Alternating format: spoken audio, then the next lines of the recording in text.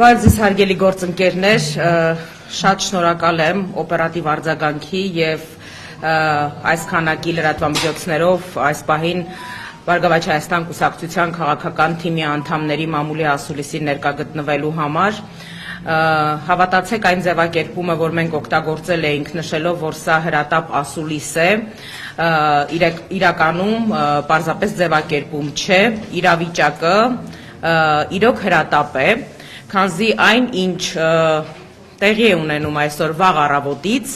եւ սկսել էր տեղի ունենալ նախորդող 2 օրերի ընթացքում մեզ այլ ելք չէր թողնում, քան այս ձևաչափով լրատվամիջոցների հարգելի մեր գործընկերների միջնորդությամբ հանրության հետ շփվելու հնարավորություն ստեղծելու համար։ Խոսքը մասնավորապես վերաբերում է վարչապետ Նիկոլ Փաշինյանի վերջին 2-3 օրերի ընթացքում կիրառող բառապաշարին, բառամթերքին եւ ընդհանրապես գործելավոճին։ Մենք ականատես ենք լինում, որ քաղաքական մրցապայքարի այս ժամանակահատվածում, քարոզարշավի այս ժամանակահատվածում, երբ տարբեր քաղաքական ուժեր այս օրերին լծված են իրենց նախընտրական ծրագիրը, իրենց գաղափարախոսությունը, երկրի զարգացման իրենց տեսլականը հանրությանը ներկայացնելով, վարչապետ Նիկոլ Փաշինյանը եւ իր գլխավորած քաղաքական թիմը որդեգրել է մի քաղաքականություն, որտեղ չկա որևէ ծրագրային խոսք, որտեղ չկա որևէ առողջ քննադատություն, որտեղ կա բացառապես անընդունելի լեքսիկոն ու բառամթերք, անհավասարակշիռ պահվածք, քննադատություն, հաշվեհարդարի սպառնալիքներ, այդ թվում նաև ֆիզիկական հաշվեհարդարի սպառնալիքներ, ինչպես նաև պետական լծակները, անձնական հաշվեհարդարներ տեսնելու այդ մասով գործընթացներ։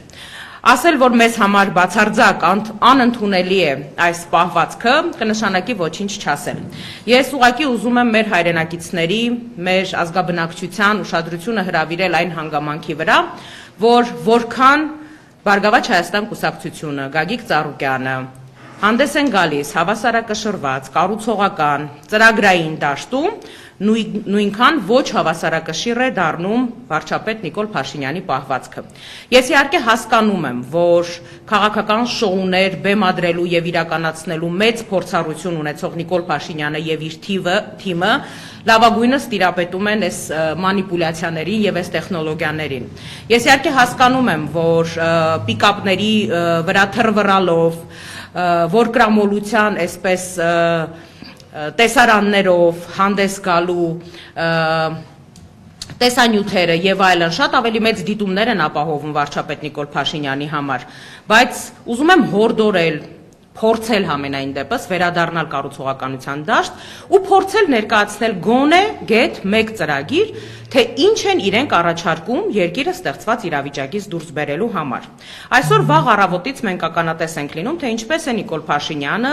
սպառնում Գագիկ Ծառուկյանին, տարբեր որակավորումներ է տալիս, տարբեր այսպես գնահատականներ է հնչեցնում, որոնք կրկնում եմ, որ քաղաքական լեքսիկոնից մղոններով հեռու են, եւ մենք հասկանում ենք, որ այստեղ գործ ունենք ընդհանրապես պետական լծակները քաղաքական ընդդիմախոսների վրա ճնշում գործադրելուն ուղղված ընդհանրապես մի պարզունակ եւ պրիմիտիվ գործընթացի հետ։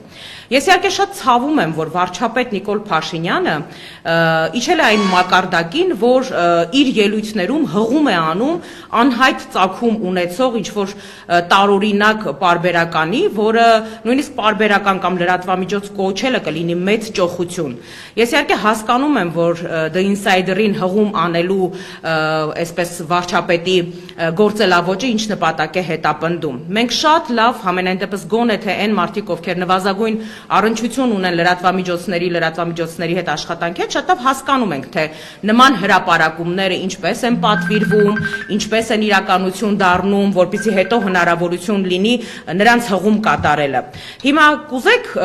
զուտ մարզական հետաքրքրության համար առնվազն 24 ժամվա ընթացքում արտասահմանյան նման կալիբրի մեկ այլ լրատվամիջոցում, օրինակ հրապարակում հայտնվի Նիկոլ Փաշինյանի անցյալի գործունեության, թույլ տված սխալների ու մնացած խայտառակ փաստերի մասին, որոնցով որ աչքի է ընկնում Նիկոլ Փաշինյանը եւ իր ղեկավարած թիմը։ Սա ընդամենը ժամերի խնդիր է։ Բոլորը այս տեխնոլոգիաների մասին շատ լավ գիտեն, բայց եթե իրենց թույլ չեն տալիս առաջնորդվել այդ տեխնոլոգիաներից օգտվելու քաղաքականությամբ, դա ընդամենը խոսում է մեր դաստիարակության, մեր կոռեկտության մասին։ Մենք ամեն անգամ խոսում ենք այն մասին, որ մենք մեզ թույլ չենք տալիս իջնել այս մակարդակին, մենք մեզ թույլ չենք տա խոսել այդ բառամթերքով եւ այդ խոսույթով, սակայն ամեն անգամ ցավալիորեն ականատես ենք լինում այն գործելավոճին, որը որ հանդես է գալիս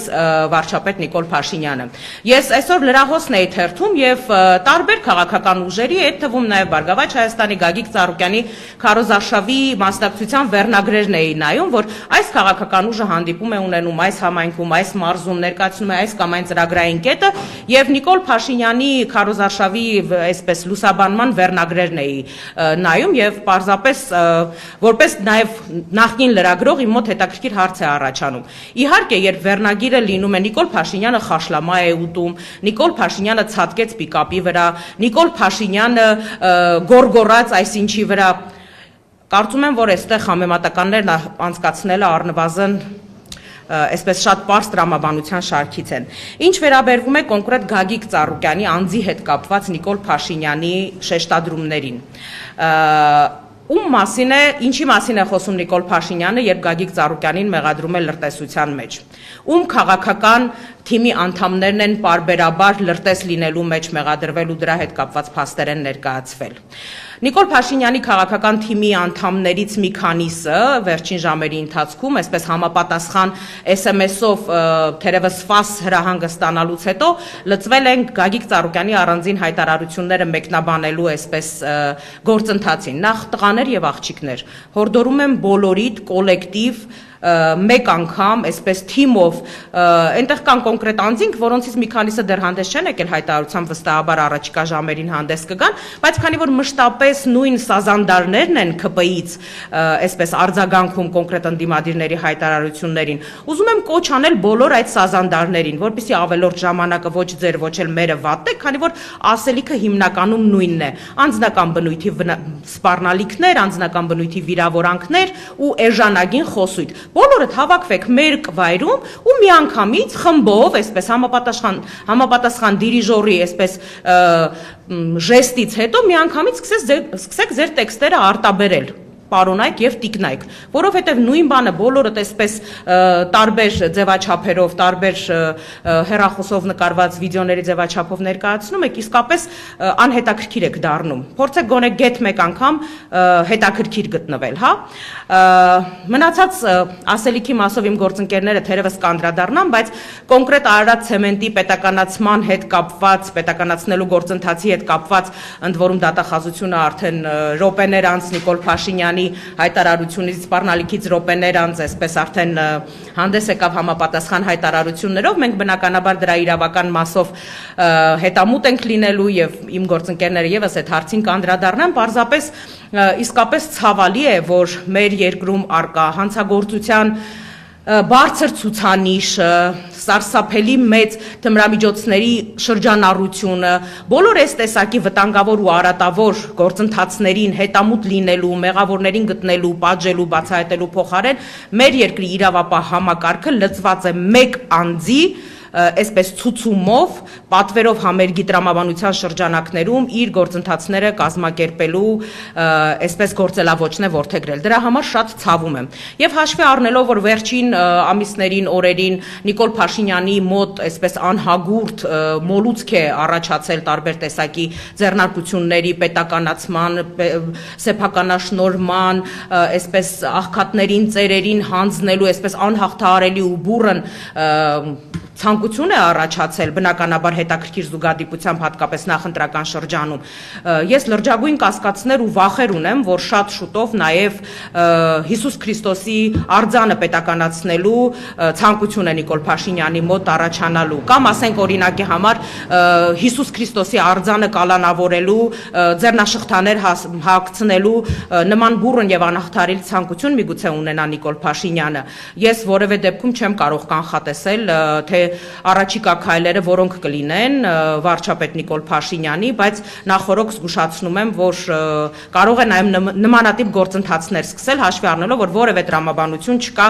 Նիկոլ Փաշինյանի ղեկավարած քաղաքական թիմի եւ վարչապետ Նիկոլ Փաշինյանի մոտ։ Տարբեր տեսակի գնահատականներ քիչ առաջ նաև հնչեցին այն մասին, որ կոնկրետ 44-օրյա պատերազմի զոհերի հետ կապված երբ հնչեցվում է ընդդիմության կողմից կամ Գագիկ Ծառուկյանի կողմից 5000 զոհերի մասին է այդ թիվն է հնչեցվում այսպես ԿՊ-ական տարբեր կալիբրի մանր միջին խոշոր ներկայացուցիչներ այսպես տարբեր գնահատականներ են հնչեցնում թե թիվը մենք չափազանցնում ենք եւ մենք այսպես արհեստականորեն ենք այդ թիվը չափազանցնում հարգելի ԿՊ-ականներ դուք միակն էիք ձեր վարչապետի գլխավորությամբ, որ 44-օրյա պատերազմի զոհերի մասին խոսելիս խոսում էիք պլյուս մինուս 50-100 հոգի։ Դուք միակն էիք, որ զոհերը ձեր համար ընդամենը քանակ էին, որոնց չափում էիք պլյուսով կամ մինուսով։ Մենք երբևէ այդ գործելավոճով հանդես չենք եկել, մեր համար մշտապես կարևոր է եղել ցանկացած մեր զոհի կյանք, մենք երբևէ սա այն թեման չի, որի շրջանակներում կարողանան այսպես մարդիկ ինչ-որ արհեստականություն մտցնել։ Կրկնում եմ, դուք միակն եք եղել ձեր քաղաքական թիմը, ձեր առաջնորդ Նիկոլ Փաշինյանի գլխավորությամբ, որ զոհերի մասին ազգային ժողովի ամբիոնից խոսել եք պլյուս մինուսով, պլյուս մինուս 50 զոհ, պլյուս մինուս 100 զոհ։ Մենք երբեք դա չենք արել եւ չենք էլ անելու։